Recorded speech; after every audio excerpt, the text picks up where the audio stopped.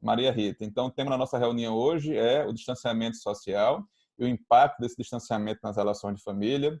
Dando boa tarde a todos, sejam bem-vindos. Nossa expositora inicialmente é a professora Maria Rita, depois a professora Patrícia.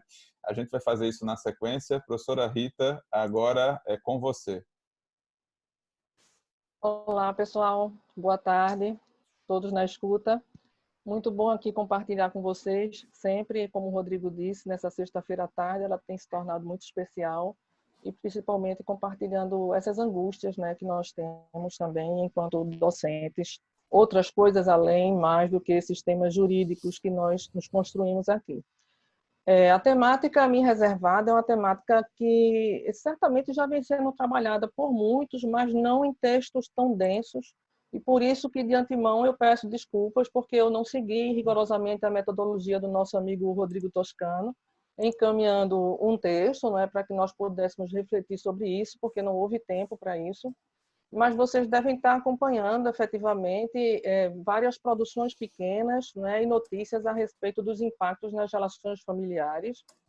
E eu vou, de certa forma, trazer um panorama de todas essas notícias aqui, trazer a minha impressão, vou tentar mais ou menos trabalhar em 3 âmbitos, que é relativo ao regime de convivência familiar dos pais com relação aos filhos, quando eles estão efetivamente separados, a questão da obrigação de alimentos e também na esfera da conjugalidade. Muito pontualmente, tentando fazer algumas provocações, porque nós não temos respostas também para muitas coisas nesse período de exceção. Então, basicamente, eu vou aqui resumir quais são as medidas de exceção que estão sendo tomadas para os conflitos nas relações familiares. Eu estou chamando de medidas de exceção nesse período, certo? E, principalmente, eu acho que aí vem um pouquinho do diferencial, se essas medidas de exceção, elas tendem a ser perenes após o período de isolamento. Porque eu acho que a gente tem que pensar também em algumas situações que já vinham sendo discutidas antes e que foram antecipadas, aceleradas, através dessas medidas de exceção, que tiveram que ser implementadas efetivamente, e por estarem sendo discutidas antes, é possível que isso tenha startado, né, a possibilidade de uma discussão de modificação permanente, seja cultural, seja no nosso sistema jurídico brasileiro. Então, a minha proposta é uma proposta que tende a refletir sobre isso também, tá? Então, nós vamos começar pela questão da convivência familiar, que me parece tem sido a mais tormentosa das questões, porque envolve o interesse de criança e adolescente. E nós temos percebido que há uma uniformização no sentido de que, quando isso é judicializado, há uma orientação inicial de que as pessoas procurem utilizar, obviamente, o bom senso com relação a isso. Eu acho que, nesse momento, os advogados entram com um papel muito importante na tentativa, né, de intermediar algum acordo extrajudicial para modificar temporariamente regimes que foram estabelecidos diferentemente no processo, mas a gente sabe que em outras situações nós não vamos conseguir controlar a animosidade e que pode haver no conflito, e isso vai terminar no judiciário. E o judiciário ele tem apontado para algumas soluções mais uniformes, ao menos aqui no estado de Pernambuco. Eu espero poder ouvir os demais também nesse sentido. Então, nós temos tido aqui uma demanda grande com relação a isso, e aqui eu já falo enquanto advogada, e nós temos visto já a suspensão, não é, da visitação presencial daquele que não é guardião por esse tempo, temporariamente, ao mesmo tempo em que se regula diferentemente esse regime de convivência através de meios virtuais, né? Então, essa convivência ela passa a ser menos intensa, mas ela é estabelecida em termos virtuais. E também uma preocupação, talvez, de possibilidade de inversão da guarda ou da residência, se a gente estiver diante de um regime de guarda compartilhada, quando essa criança ou quando houver cumulativamente uma preocupação com a ideia de hipervulnerabilidade da criança. Então, se essa criança além de ser criança, que já lhe traz vulnerabilidade, ela também tem uma doença crônica, ela também tem algo que precisa ser extremamente ou mais protegida, ela tem, portanto, uma hipervulnerabilidade, né? Então, a ideia de que aquele que vai ser escolhido efetivamente e atenda melhor o interesse dessa criança nesse momento transitório. Eu terminei adjetivando esse tipo de guarda apenas para fins didáticos como sendo guarda cautelar, tá? Cautelar porque tomada em um período emergencial e certamente por tempo determinado. Isso não implica na modificação formal e oficial do que ficou previamente estabelecido no que diz respeito a ser anteriormente unilateral ou ser anteriormente compartilhada. Se a gente for pensar direitinho, a gente já tinha uma base legal para isso. Se a gente for lá no capítulo de proteção da pessoa dos filhos, no artigo 1583, parágrafo 2º, a gente vai ver que na guarda compartilhada, o tempo de convívio com os filhos deve ser dividido de forma equilibrada, sempre tendo em vista as condições fáticas. Essas condições fáticas, portanto, por serem mutáveis, elas podem sempre ser revistas. E também no artigo 1586, que diz que, havendo motivos graves, poderá o juiz, em qualquer caso, a bem dos filhos, regular de maneira diferente da estabelecida nos artigos antecedentes a situação deles para com os pais.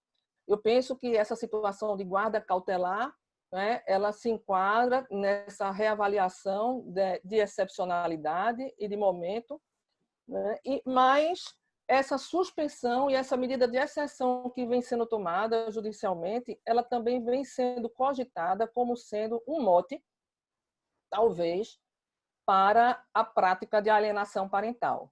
Então, alguns, né, já têm efetivamente refletido se essa ideia de suspender efetivamente não vai, na verdade, fortalecer a prática de alienação parental por parte daquele guardião ou aquele que está com o seu filho na sua residência. Imagino que uma situação dessa vai exigir que o guardião, numa visita virtual, termine por, como nós professores, ter que ter uma plataforma realmente segura para gravar essas visitações e evitar que um dia lhe seja imputada uma alienação parental porque não disponibilizou efetivamente a ferramenta para a visitação virtual naquele dia. E eu penso também que essa é uma cláusula que isso realmente abriu para o mundo e de forma mais perene a ideia de que os nossos acordos, Luciana, enquanto advogadas, agora deverão prever também essas hipóteses de excepcionalidade. Então, já não basta toda aquela situação extraordinária que a gente tem que prever nas cláusulas de convivência familiar. Agora, eu imagino que nós teremos que ter uma cláusula que tenha uma previsão de, se acontecer algo que efetivamente alheio à vontade das partes, que venha a implicar um regime de exceção, deve ser observado isso, né? Eu imagino que agora a gente possa ter que lidar com isso. Então, eu acho que, nesse momento, exatamente, nós tivemos uma mudança do regime geral de guarda. Nós não temos mais a guarda compartilhada como regra geral. Nós temos guarda cautelar, né? Uma guarda que é temporária, uma guarda que tende a se extinguir e a retomar o seu regime anterior, tão logo esteja suspenso esse período de isolamento. O segundo ponto, até para eu também não me estender tanto, e Patrícia também vai ter excelentes contribuições aqui para essa temática, é sobre a questão da obrigação de alimentos, né? Porque todos nós sabemos que depois do posicionamento inicial de Nancy com relação a um caso específico e depois de um posicionamento com relação ao estado do Ceará, Joiciane está aqui, não é? Pode confirmar isso. O ministro Sanseverino terminou estendendo efetivamente para todo o Brasil a ideia de mudança de sanção no regime para o devedor de alimentos, de um regime fechado para um regime domiciliar, efetivamente. E nesse ponto, eu vou assim chamar a atenção que isso está atendendo e atendeu, obviamente, uma recomendação do CNJ, né? Acho que vocês todos acessaram a recomendação 62 do CNJ, que é extremamente extensa, né, com relação a várias coisas. Eu acho, inclusive, que se deu muita atenção nas discussões de mídia com relação à prisão do devedor de alimentos, mas outras coisas muito mais sérias estão previstas ali naquela recomendação, como a questão da criança e do adolescente que está em regime de internação, por exemplo, né, que precisa se verificar, e a gente não tem a notícia, efetivamente, de como isso está ocorrendo em todos os estados. Mas, surpreendentemente, com relação ao devedor de alimentos, a repercussão foi grande, né? E aqui eu tenho que confessar para vocês que eu sou portadora de uma bipolaridade enorme, porque, enquanto acadêmica, eu defendo a extinção dessa sanção, né, primitiva há muito tempo, né? Uma sanção que é absolutamente ineficaz com relação ao seu propósito. A gente sabe que a natureza dela é coercitiva, não é punitiva, né? E a gente sabe quem é esse devedor de alimentos aqui na sociedade brasileira.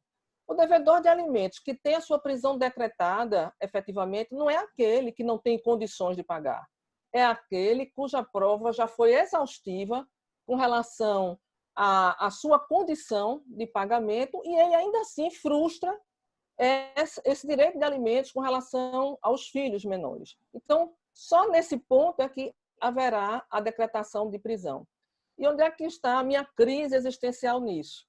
É que um país, efetivamente, que já tem um grau de civilização como o nosso, né? E que estava, eu estou dizendo já estava, num caminho de desenvolvimento, mas talvez a gente tenha que retroceder em várias coisas, né? Ainda adotar uma prisão dessa é realmente um reconhecimento de falência, né? de propósitos, um reconhecimento realmente de prevalência, né, de má-fé do nosso comportamento para se admitir uma sanção como essa. Então, como acadêmica, eu já defendi a extinção, como um dia já teve do depositário fiel, eu já defendi a extinção desse tipo de sanção, até porque surgiram diversos outros mecanismos para poder coibir efetivamente o devedor de alimentos, que são mais eficazes e que todos vocês sabem, Pernambuco também saiu um pouco à frente nisso, que é a ideia de você obstacular um pouco, talvez também, o direito de locomoção, né, com a cassação da Carteira Nacional de Habilitação ou do passaporte, ou com a restrição de créditos. Então, são medidas que eu considero já e já considerava mais eficazes. Nesse sentido, eu até compreendo.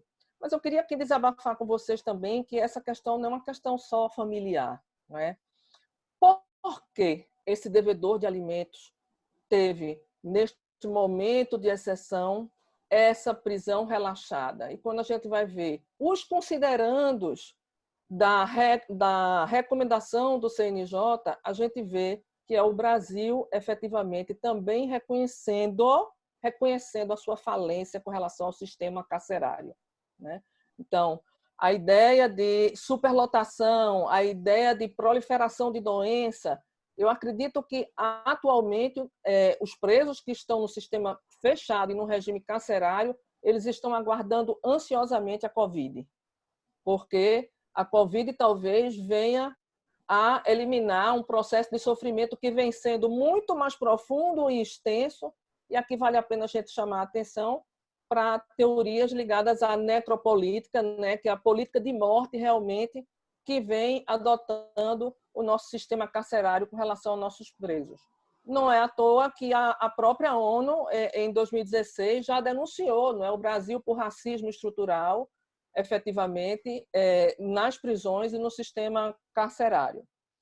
Pois bem, então, nessa divisão, eu entendo que esse devedor de alimentos, que foi colocado de volta para casa, ele atende a minha perspectiva enquanto acadêmica de que essa é uma sanção que deve ser eliminada, mas enquanto advogada, e aí eu venho do outro lado, o que a gente se depara culturalmente é com este devedor que tem condições realmente de pagar e que sonega a sua condição de pagar para os seus filhos.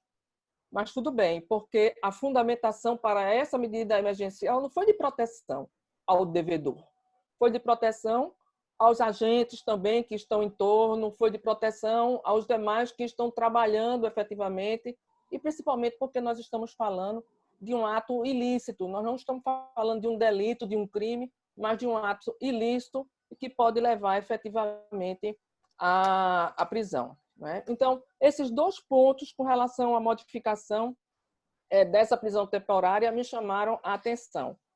Então, será que isso, e aqui eu faço algumas provocações, será que essa postura, efetivamente, ainda que é excepcional, eu sei que em estado de exceção não abre precedentes, mas será que essa postura, que já vinha sendo discutida efetivamente antes, não vai abrir agora para o Brasil uma revisão permanente de abolição dessa sanção através da prisão? Né? Será que isso não vai consolidar efetivamente uma modificação agora mais perene?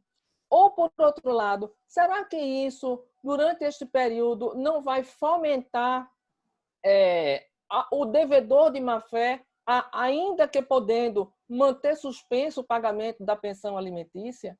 Então, são todas preocupações que eu trago. Vocês observem que assim, não há respostas, porque cada caso, eu acho que mais do que nunca, a metodologia civil constitucional pode ser extremamente útil, não é, aqui, para que o aplicador possa observar todas essas circunstâncias caso a caso. E sem falar que nós vamos, num período pós-pandemia, viver, obviamente, pela outra crise gerada pela pandemia, que é a crise econômica, um avalanche de pedidos de revisionais de alimentos. Né? Isso aí será totalmente inevitável. Né? Então, já a situação é pública, a situação é notória, a prova ela não precisa ser tão evidente, né, para o devedor de alimentos que vai precisar rever pelo binômio a sua condição de prestar esses alimentos. Então, eu acho que nós estamos inaugurando um momento novo e que não vai servir apenas para esse regime de exceção. Tá? E, por fim, já para Marcos tentar também dividir com Patrícia essa questão, a ideia de conjugalidade. Né? E aqui a gente tem ouvido várias notícias a respeito desse momento de exceção com relação à conjugalidade. A primeira delas, né, também que partiu daqui, da possibilidade do casamento à distância, via WhatsApp, e essa possibilidade de desburocratização, porque aí, vendo num cenário mais amplo, eu vejo isso como uma proposta de desburocratização. Mais uma vez, minha gente, tentando refletir se essas medidas excepcionais hoje que estão sendo tomadas, elas não tendem a permanecer posteriormente. Isso porque eu sempre defendi, né, em minhas aulas de família, a ideia de desburocratização na constituição do casamento. Né? Porque nós começamos do fim para o começo nessa desburocratização. Nós extrajudicializamos a separação e o divórcio e mantivemos todo aquele ritual burocrático na constituição do casamento. Curiosamente, nós desburocratizamos em um momento em que os cônjuges têm grande possibilidade de estar em conflito de interesses, mas que vão acordar efetivamente ali numa escritura pública, e mantivemos a necessidade solene e formal, não é, daquele casamento através das fases e da declaração de vontade dessas partes. Eu não entendo como o Estado também não pode delegar aí para que o casamento possa ser constituído de forma menos burocrática e que atenda efetivamente à ideia de chancela pelo Estado na declaração do Estado Civil de Casados, respeitando o ato jurídico por escritura pública também a ser levado ao registro. Então, eu vejo muito essa possibilidade de desburocratização. Ainda assim, a gente tem que se deparar também com algumas notícias que possam até ter virado piadas, mas que a gente tem que considerar. A China noticiou recentemente, através de um veículo seguro, que agora, no momento pós-pandemia, aumentou fundamentalmente os pedidos de divórcio. Né? Os pedidos de divórcio cresceram enormemente lá na China pós-pandemia.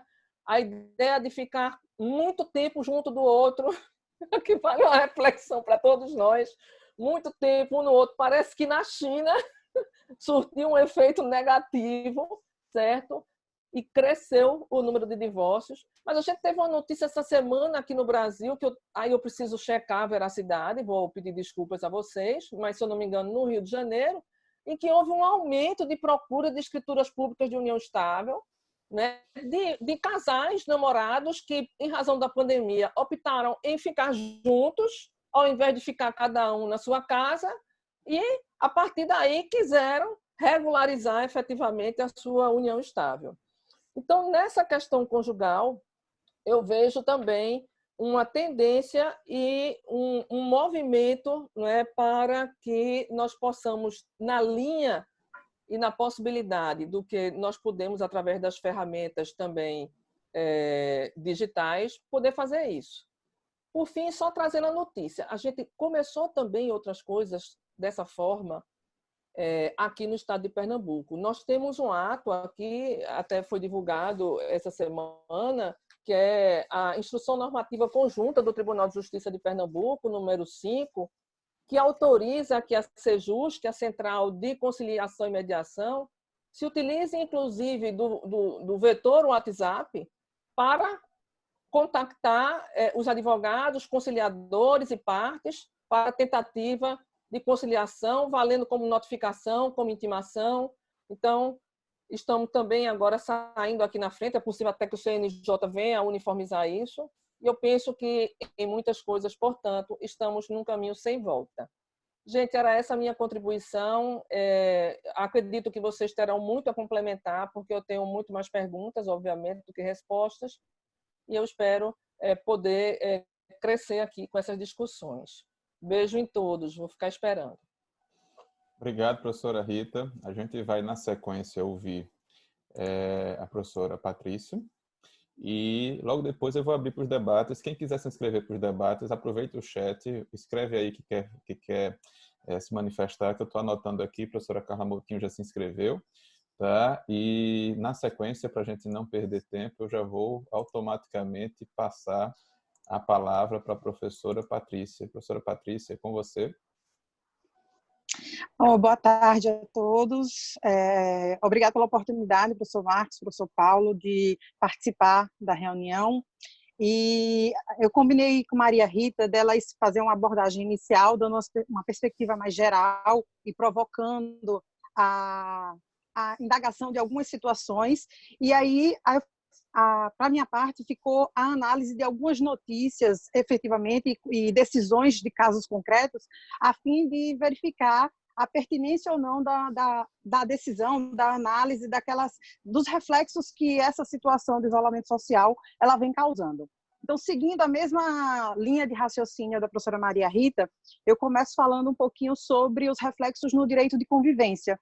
E aí eu vou fazer uma cronologia das decisões que eu encontrei sobre o assunto para a gente analisar os pressupostos fáticos dessas decisões. A primeira decisão que eu encontrei foi do dia 12 de março, e ela diz respeito a uma situação de um pai que viajou ao exterior, especificamente para a Colômbia, e ele tem uma filha de 2 anos. A guarda dessa filha, ela é da mãe, mas o pai tem o direito de visitação regulamentado. Acontece que, quando ele voltou dessa viagem internacional, a mãe ingressou com uma ação pedindo a suspensão desse direito de visitas por 15 dias, pelo fato da exposição dessa viagem internacional do pai ter sido a um local onde já tinha casos registrados da doença e pela movimentação em locais públicos. E pelo fato, principalmente, da filha ela ter graves problemas respiratórios. E aí, levando em consideração o fato da viagem e da condição de saúde da criança, o juiz ele efetivamente acolheu o pedido da mãe e suspendeu os direitos de visitas por 15 dias. Agora, o juiz deixou claro que essa era uma decisão em caráter excepcional e temporário, tanto é que a decisão menciona que, quando a situação ela fosse normalizada, quando o pai ele viesse a não apresentar nenhum sintoma do Covid-19, as visitas elas poderiam ser regularizadas. Além do que, ainda ficou previsto um regime de compensação das visitas que não foram feitas no prazo dessa suspensão em razão da quarentena. A segunda decisão foi de 18 de março, no Rio de Janeiro, suspendendo a visita agora em relação à idosa, não é de uma criança. A questão é que uma idosa de 82 anos e vítima de AVC, ela morava com um dos seus filhos, que é quem exercia os cuidados para com ela, só que além desse filho, essa idosa tinha mais seis outros parentes entre filhos e netos, e o filho que morava com a idosa requereu a suspensão da visita dessas 6 pessoas, tendo em vista a idade dela, por se encontrar no grupo de risco, e esse grupo de risco acentuado pela circunstância dela já ter sido vítima de AVC.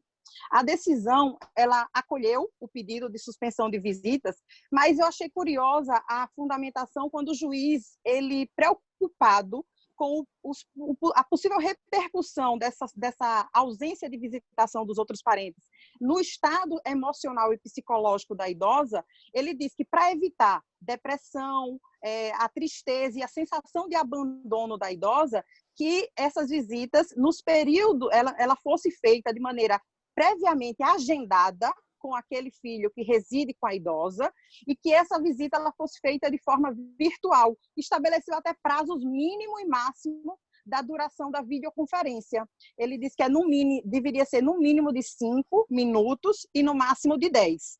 Então, essa decisão foi para proteger essa idosa que se encontra pela idade, pela condição de saúde, em situação de risco. A terceira decisão, também envolvendo suspensão de visitas, foi no dia 19 de março e envolveu a situação de um pai, que é piloto de avião da Latam, e que, em função da sua profissão, ele faz voos com escalas internacionais. E aí, neste caso concreto, a criança, ela tem um irmão, além da própria filha. A filha desse piloto, ela tem um outro irmão por parte de mãe, uma criança de 1 ano e 5 meses, que tem bronquite, ou seja, problemas respiratórios. Então, a decisão, mais uma vez, acolheu o pedido de suspensão por 14 dias, e na própria decisão, 14 dias a partir de uma determinada data de quando tinha sido o último voo realizado por esse pai, deixando a decisão claro que o prazo ele poderia ser revisto tanto para aumentar quanto para diminuir, de acordo com as recomendações das autoridades de saúde e o agravamento de eventuais restrições de locomoção no ordenamento jurídico. A quarta decisão foi no dia 20 de março, no dia seguinte, e é uma situação fática bem mais complexa, porque existia uma guarda unilateral de uma criança em favor da mãe. O pai ele apenas tinha um direito de visitação monitorado e restrito. Então, o pai ele convivia com a filha em finais de semana, monitorado pela mãe da criança ou pelos avós maternos. E essa visitação ela se dava em locais públicos, num determinado shopping center da cidade ou num parque municipal. E aí, a situação fática, além da própria condição da criança, do interesse de proteção da criança, ela ainda trazia outros dados. O fato da avó materna, que mora com a criança, ela ser uma pessoa de 54 anos e portadora de doenças. O pai, ele utilizar transporte coletivo para se poder realizar esse direito de visita e as visitas serem realizadas em locais públicos.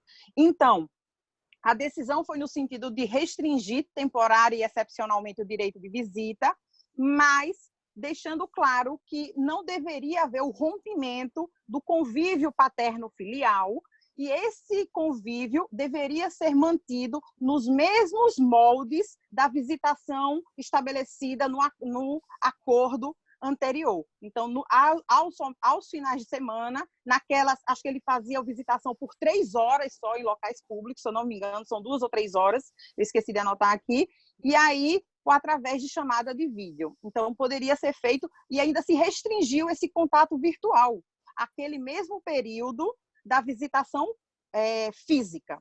E a última decisão sobre o assunto que eu encontrei foi uma decisão de 31 de março, em que uma mãe que teve uma filha com um estrangeiro, uma pessoa de Londres, ela queria obter uma autorização para viajar com a criança, para que a filha pudesse conhecer a família do pai em Londres e fazer um turismo de não mais de 30 dias. E a justificativa é exatamente essa, não mais de 30 dias.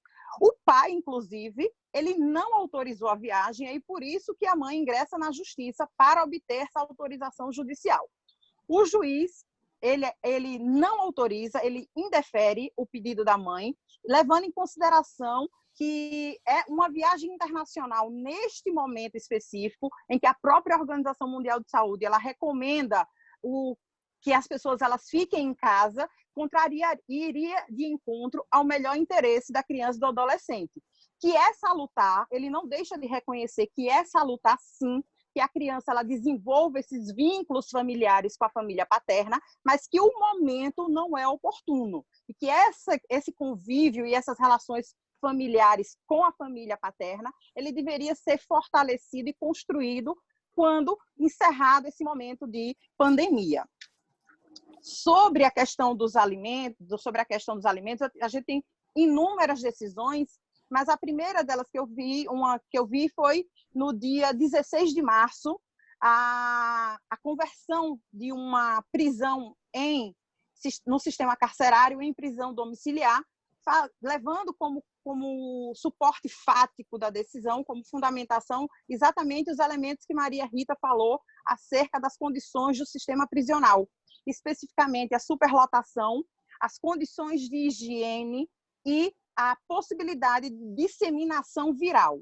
O que me chamou a atenção quando eu estava dando uma olhada nos sites de notícias essa semana, é que muitos juízes na esfera criminal, mesmo tendo essa mesma a situação dos prisioneiros, ela ser única, independente da razão que gerou a restrição ao direito de locomoção, que alguns juízes na esfera criminal já se manifestaram em decisões no sentido de que a pandemia não deveria por si só ser uma razão para a saída desses presos do sistema prisional.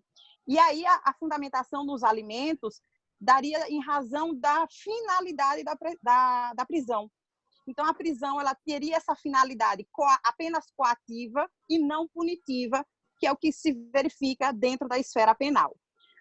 A gente, essa semana, discutindo no grupo de professores aqui de Direito Civil de Alagoas, inclusive foi levantada uma questão pelo Dr. Vladimir Paz, o presidente do IBDFAM Alagoas, no sentido da ineficácia da medida de prisão domiciliar neste momento de isolamento social.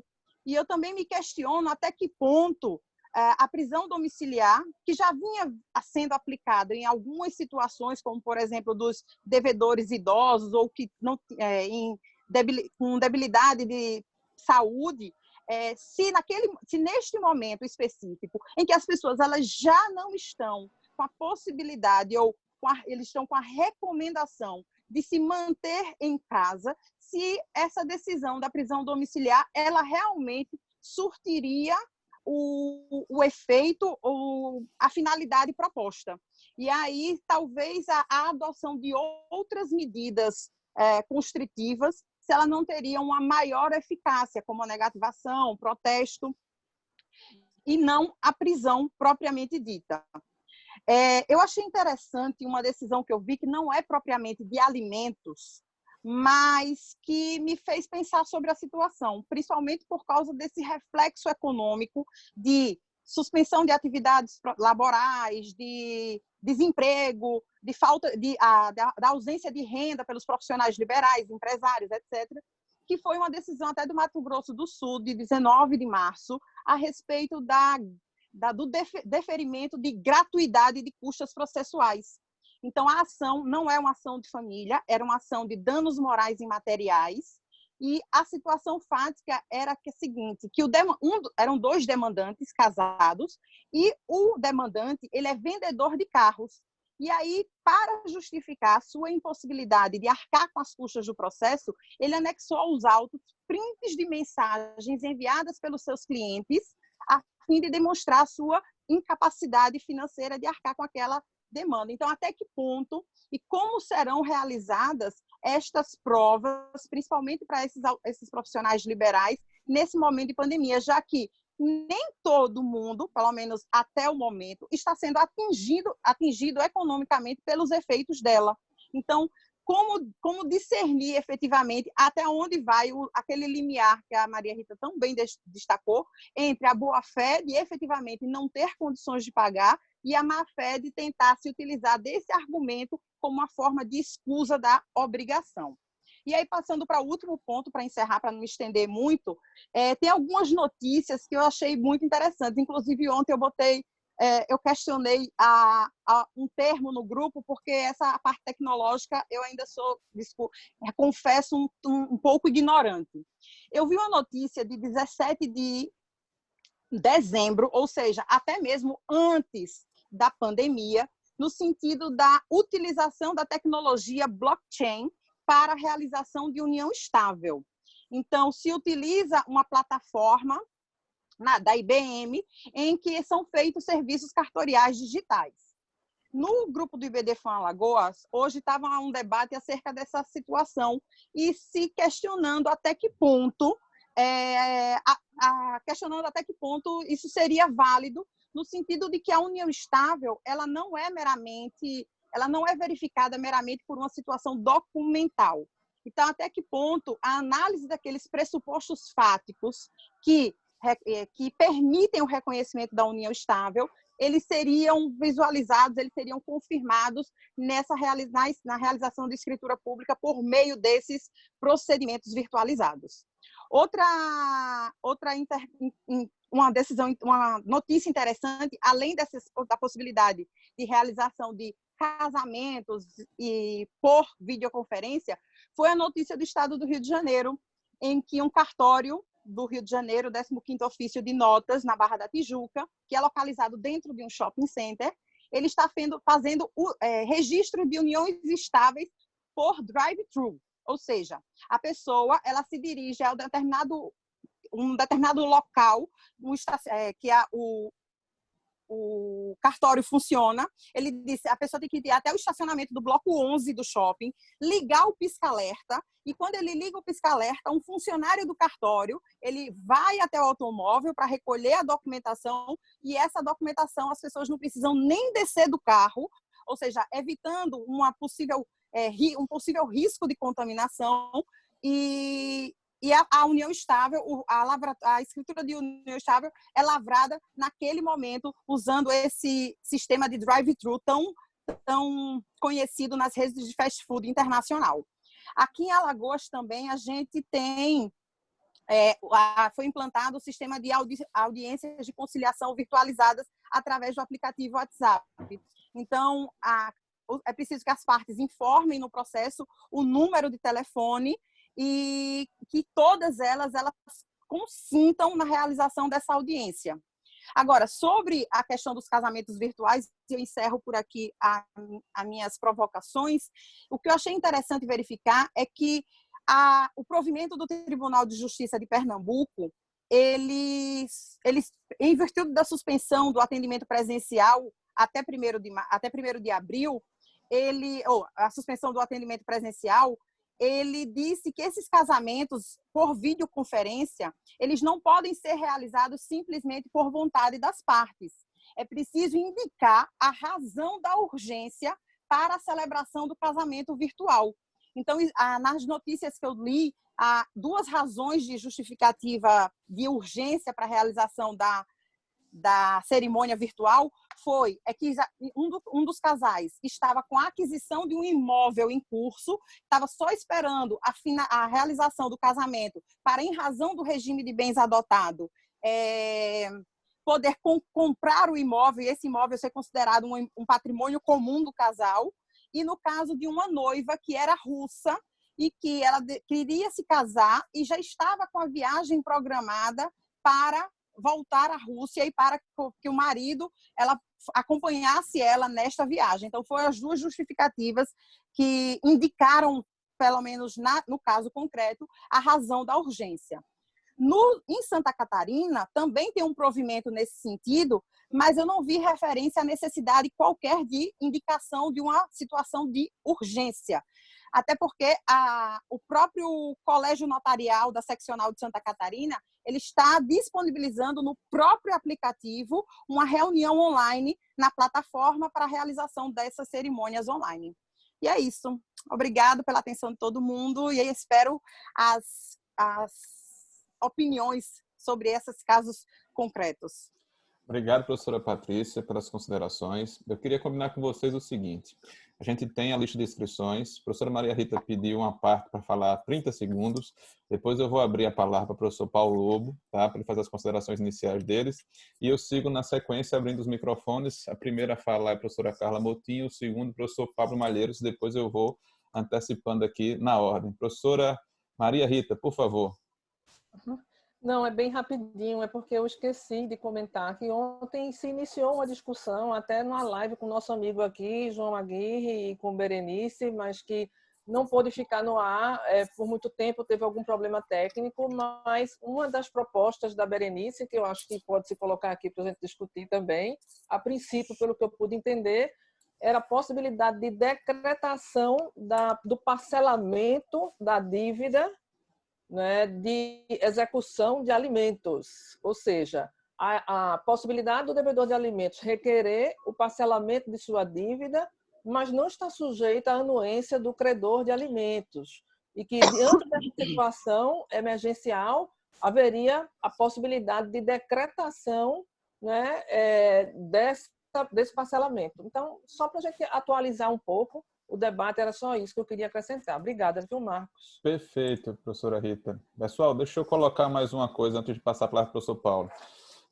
Nós estamos com colegas pesquisadores de Minas Gerais, Brasília, Rio Grande do Sul, São Paulo, Bahia, Ceará, Paraná, Sergipe, Paraíba, Rio Grande do Norte, e além dos colegas de Alagoas e de Pernambuco. Nós estamos com 12 estados aqui, o que dá a gente um panorama bem interessante do que está acontecendo nesse assunto, nesse momento do Brasil. Tá? Eu vou passar a palavra para o professor Paulo, já abri o microfone aqui, professor, para umas considerações iniciais, antes da gente começar os debates. Muito bem, mais uma vez a minha saudação a todos os colegas aí que o Marcos acabou de fazer referência. Eu estou vendo aqui pelo painel os que chegaram, sinto-se todos abraçados. E parabéns aí pelo trabalho que fizeram a Maria Rita e Patrícia. E essa divisão foi muito interessante, conseguiram levantar os três temas que são focos de conflitos, especialmente aguçados nesta época: a convivência, os alimentos e a conjugalidade. E Maria Rita fazendo reflexões sobre cada tema, trazendo uma contribuição interessante do que ela já vem pensando, e a Patrícia nesse trabalhoso levantamento que nos brindou aqui com os dados das situações reais nesse período. Eu quero apenas fazer referência de tudo que vocês trataram, só uma pequena reflexão a respeito do segundo tema, que é o tema de alimentos, notadamente com relação a essa discussão que Maria Rita traduziu como conflito existencial dela, da prisão do alimentante. Eu tenho posição, muito de vocês devem saber, eu tenho uma posição doutrinária antiga, contrária à prisão do devedor de alimentos. Tenho consciência que sou minoria na doutrina brasileira. Mas, como dizia Dom Helder Câmara, eu pretensamente, e parafraseando o Dom Helder Câmara, mudam-se as atitudes e se transforma a sociedade quando se dão pequenos passos. E isso me faz lembrar uma discussão que tivemos em Ouro Preto, em 2004, quando a Diretoria Nacional, a Comissão Científica do IBDFAM, tentou elaborar, e elaboramos naquela ocasião, projetos de lei, e alguns continuam tramitando no Congresso. E dividimos esses projetos de lei por temas. E quando chegou a discussão sobre a manutenção ou não da prisão do devedor, ficamos em minoria. Eu e mais 2 colegas que vocês conhecem muito bem, me abstém de fazer referência à maioria que manteve a necessidade da prisão do devedor. Então, ficamos eu, o professor Fachin e a professora Giselda Hironaka. Apenas nós 3.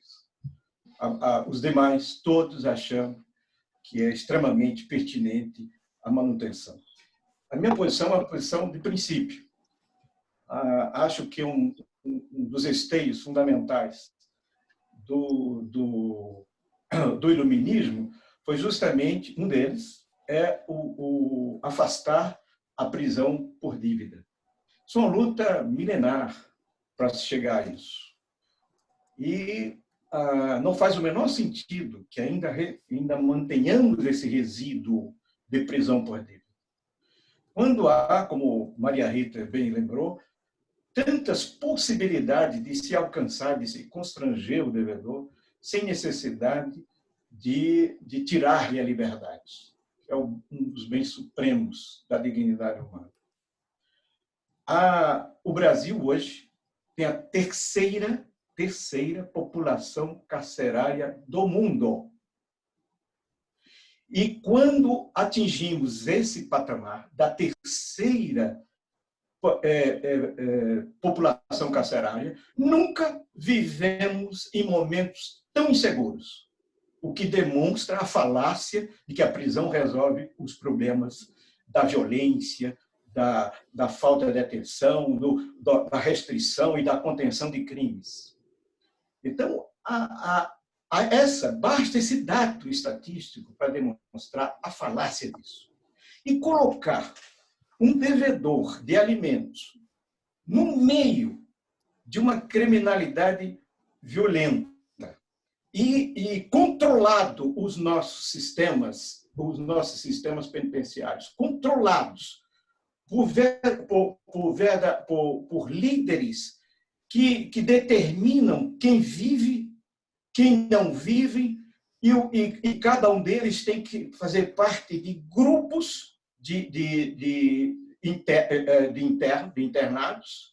Se não fizerem parte do grupo, estão sofrendo o risco de vida.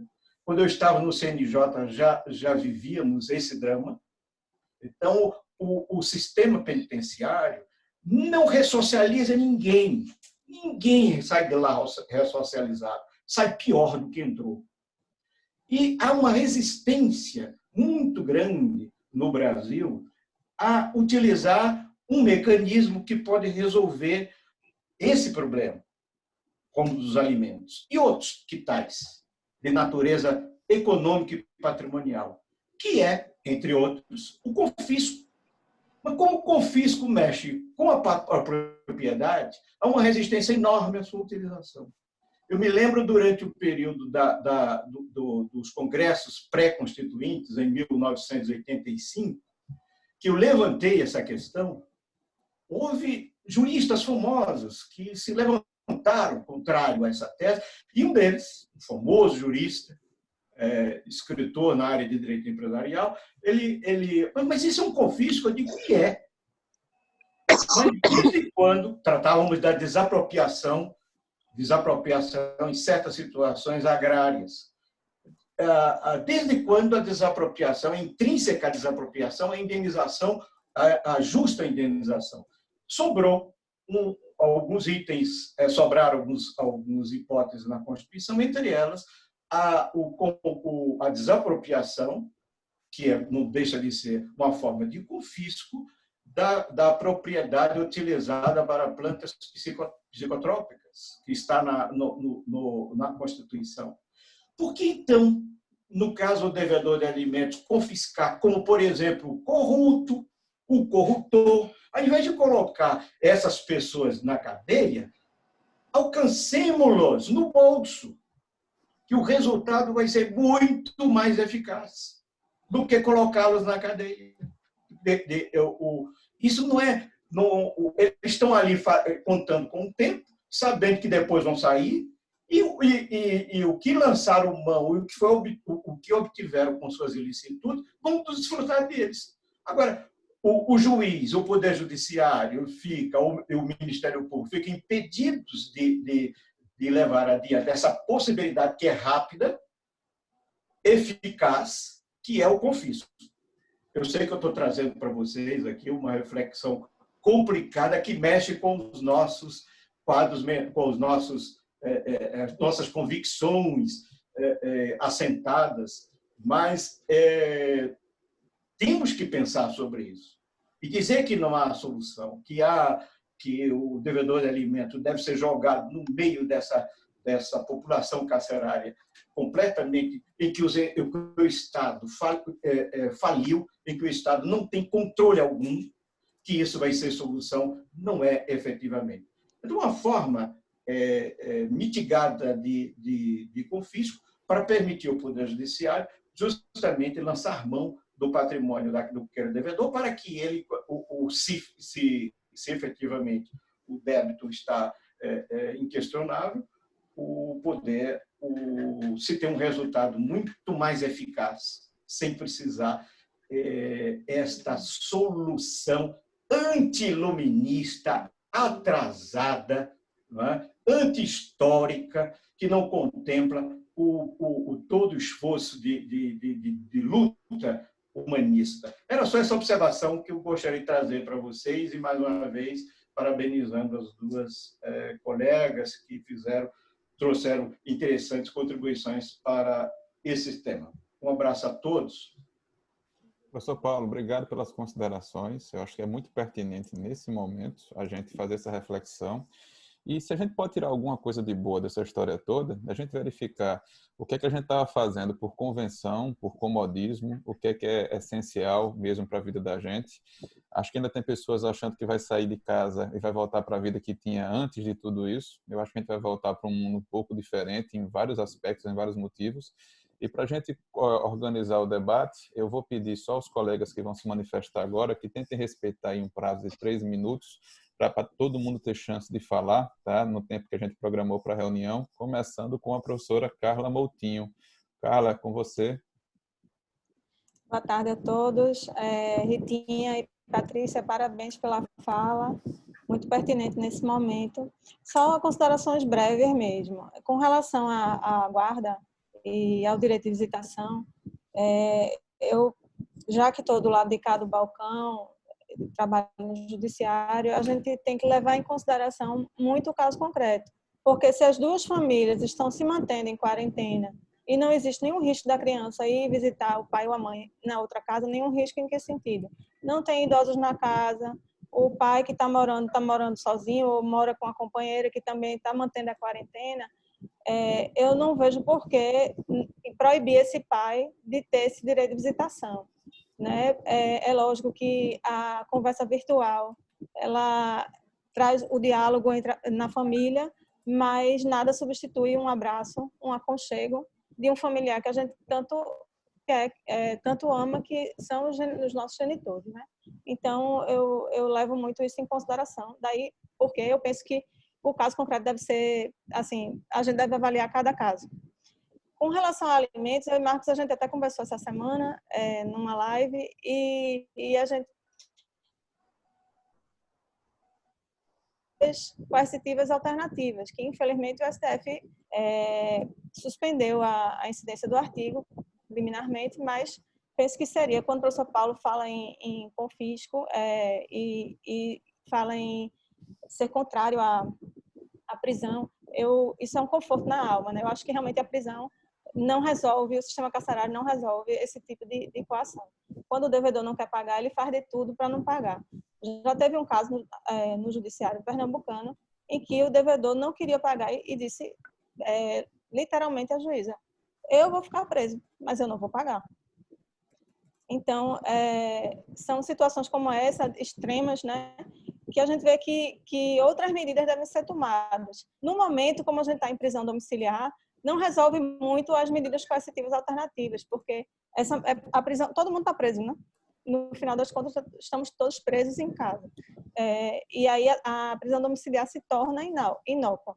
Mas a gente poderia pensar uma penalidade diferida, em casos diferidos. E a gente chegou a discutir isso, eu cheguei a discutir isso com o Marcos, né? De que a prisão domiciliar ocorresse após o período de quarentena. Então, a pessoa teria que ficar, depois da quarentena, ainda preso no domicílio.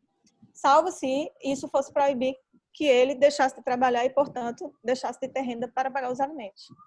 Eram essas as considerações breves. Teria outras, mas vamos respeitar o tempo. Ótimo, obrigado, professor. Obrigado pela visita aí dos nossos amigos dos outros estados. Obrigado, professora Carla. Professor Pablo. Bom dia, boa tarde a todos e todas de novo. O meu ponto, pegando o gancho que a Carla falou, teve um caso aqui em Brasília, que a minha amiga é defensora pública, então o devedor de alimentos ia até ela e falava, manda me prender para eu não pagar os alimentos, quando é 30 dias eu pago, para sair, que ele tirava férias para ficar preso 30 dias, para não ter que pagar os alimentos na verdade era para o filho, mas era para atacar a esposa, né, a ex-esposa. Concordo com o professor Paulo em relação ao confisco, e eu queria trazer um debate que eu fiz com o Aguirre e com o Marcos Erhard essa semana, que é a questão dessa questão virtual, né? Primeiro, com essa questão do Covid, nós temos que separar guarda de convivência. Então, é possível, sim, eu ter guarda compartilhada em localidades diferentes ou países, e o que vai dificultar é a questão da convivência. Mas a questão do Covid, se nós vamos admitir que a regulamentação de visita seja feita por videoconferência, quando você não pode ter acesso físico à criança, você então pode começar a admitir que seja possível convivência e guarda para outras localidades. Claro que nada vai suplantar o contato físico das pessoas, mas nessas perspectivas é possível você regular uma questão de guarda e de convivência pelo ambiente virtual, principalmente nessas situações de pandemia. Outra coisa que eu queria jogar o debate, talvez isso seja para uma outra reunião, é a questão dos testamentos, em relação a que está se defendendo hoje que o testamento possível seria o testamento excepcional do 1879 do Código Civil. Mas a nossa reunião aqui comprova que parece ser possível fazer um testamento particular ou público, se o tabelião estiver disponível na live, da mesma forma, gravando o vídeo, lendo o testamento por escrito. Então, eu não vejo necessidade, salvo quando tiver dificuldades tecnológicas e de internet, que você precise fazer um testamento excepcional tendo essas ferramentas virtuais que nós temos. Então, não seria necessário utilizar do testamento excepcional para fazer um testamento particular ou público, se o tabelião estiver presente. Outra coisa é a questão relacionada ao casamento, né, virtual. Ora, se nós estamos aqui com vários testemunhos do que a Maria Rita e a Patrícia falaram, e parabenizo as duas pela fala, por que não poderíamos ser testemunhos do casamento dessa forma? Eu não consigo entender essa dificuldade de aceitar a testemunha virtual. Então, esses seriam os pontos que eu queria colocar, parabenizando novamente a Maria Rita e a Patrícia pela riqueza dos elementos que elas trouxeram hoje. Obrigado, professor Pablo. A gente vai seguir no debate e, no final, eu vou deixar a professora Maria Rita e a professora Patrícia fazer as considerações das provocações, das intervenções aqui. Nós temos uma convidada, a professora Fernanda Tartucci. Eu vou agora... Seu microfone já está aberto, Fernanda. É um prazer tê-la aqui conosco, das suas considerações. Muito obrigada, professor Marcos. Quando eu vi, né, sua notícia de que tinha, eu falei, puxa, que oportunidade maravilhosa para estar com vocês e aprender bastante. Parabéns, Maria Rita e Patrícia, foram muito ilustrativas e a cada frase vinha uma ideia, né? São muito ricas essas possibilidades. Então, eu quero só pontuar algumas coisas da fala da Maria Rita primeiro, ou talvez o meu tempo fique por aí. Maria Rita falou sobre gravar os encontros, né, virtuais dos pais com as crianças. naquele medo da indisponibilidade, depois alegar que ela alienou, que ela não teria. Então, me ocorreu que isso tudo gera polêmica, a gente sabe, né? Até pela questão da privacidade, no contato. Então, talvez ela registrar que foi disponibilizado, mas deixar essa conversa fluir, enfim, não gravar toda, acho que seria uma coisa para pensar. Isso das gravações, eu acho que também é um tema que talvez mereça uma outra live, né? A questão dos registros, até eu debati isso com a Simone Tassinari, que está aqui também conosco. Mesmo a questão das sessões consensuais, também foi mencionado, né, da ideia de ter audiências no Sejus, que eu tenho bastante receio das sessões consensuais online, porque quem que garante que não tem alguém escutando o que está sendo dito, como é que fica a confidencialidade, enfim. Isso não é tão simples, as pessoas acham que é simples, mas não é, porque a ideia é que realmente, né, não existam outras pessoas que não se sabe, né, que estejam acompanhando. Então, talvez também uma outra live. E com relação ao tema da guarda cautelar, gostei da criatividade, Maria Rita. Só que, assim, são duas palavras muito polêmicas, né? Eu fico pensando no prisma processual, que sempre me perturba aqui um pouco. Fiquei pensando também nessa questão da grande confusão que tem entre guarda, né, e custódia física. Lembrei também de uma fala da Simone Tassinari, numa palestra na ASP, que a gente coloca, a gente confunde guarda com poder familiar. Então, talvez pensar numa outra expressão, que não é uma modificação de guarda, mas uma custódia temporária, tentando assim, né, imaginando, olha, a guarda continua, o poder familiar continua, mas na verdade a gente está numa situação excepcional, né, que pelo contexto fático demanda uma custódia temporária, unilateral, enfim, porque aí eu acho que consegue, talvez, não sei se essa é a melhor palavra, foi só uma ideia que me ocorreu, talvez recortar melhor no tempo, né, a palavra temporária me veio, enfim, e não é nem guarda, que já está definida, e não é cautelar, porque aí já vão dizer que tem que promover uma medida cautelar em juízo, enfim, mas é um reconhecimento dessa situação excepcional mesmo, né.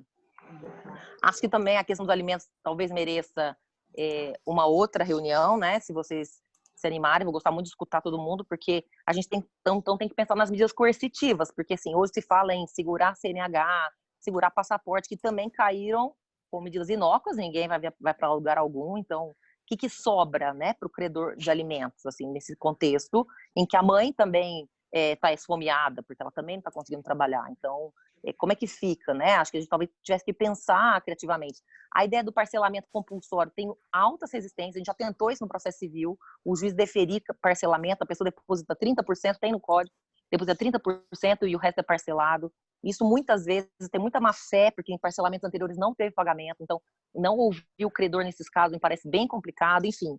Fica a sugestão para mais de repente, uma rodada de execução de alimentos, e para a gente poder pensar juntos em várias possibilidades, tá bom? Muito obrigada. Obrigado, professora Fernanda. Eu acho que a gente vai ter que organizar as discussões. Eu não vou propor no final da reunião, como a gente fez da outra vez, nenhum tema. Já comecei com o professor Paulo. Nós estamos aí prestes a termos uma nova legislação. Já teve a primeira aprovação hoje no Senado. Talvez seja prudente a gente aguardar uns 2 ou 3 dias para a gente escolher o próximo tema e seguir nos nossos debates aqui semanais. Outra convidada, a professora Simone Tassinari, seu microfone está aberto já, Simone. É um prazer tê-la aqui, tá? Para suas considerações. Pessoal, prazer, eu que agradeço. Maria Rita, professora Patrícia aqui, que honra, professor Paulo. Eu tenho, acho que 4 coisas que foram sendo trabalhadas em mim. A primeira foi essa questão da guarda, que eu acho que vai um pouco no sentido do que a Fernanda disse, então, talvez trabalhar com a custódia temporária por conta da pandemia, porque já é tão difícil a gente definir quais são os elementos da guarda. Isso é um desafio que eu deixo para a gente. Ao fim e ao cabo, o que é ter a guarda de uma criança? Porque a gente tem uma pesquisa de jurisprudência bem grande aqui em todos os estados do país e a gente não tem definição sobre o que é isso. Os tribunais são quadripolares com relação a esse assunto, então acho que a gente deve debater.